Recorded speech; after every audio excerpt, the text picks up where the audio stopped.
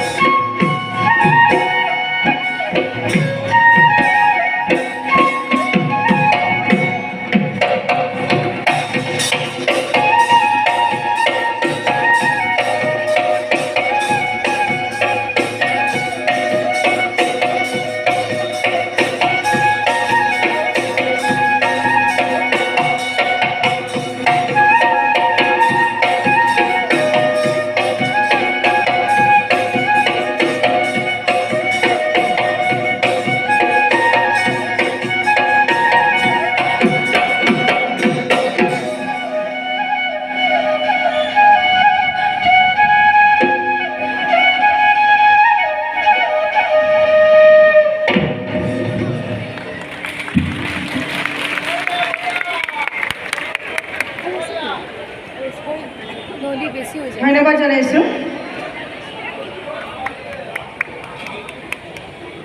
এইবাৰ আমি মঞ্চলৈ মাতিছোঁ ইকা বৰুৱা।